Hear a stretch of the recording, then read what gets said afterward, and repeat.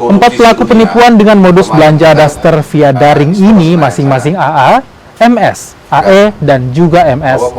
Keempat pelaku ini ditangkap di Kabupaten Sidrap, Sulawesi Selatan.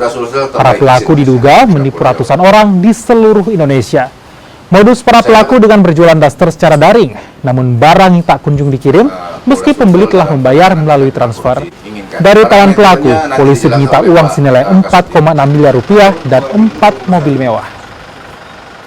Jadi ini yang sedang kami tangani tindak pidana terkait penipuan online.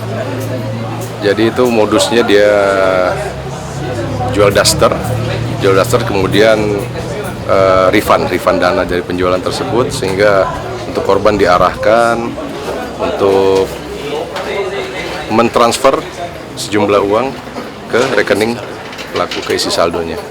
Pasal yang disangkakan kita kenakan Pasal 28 ayat 1 Undang-Undang untuk pidana asalnya ya? Siap. Untuk pidana asal.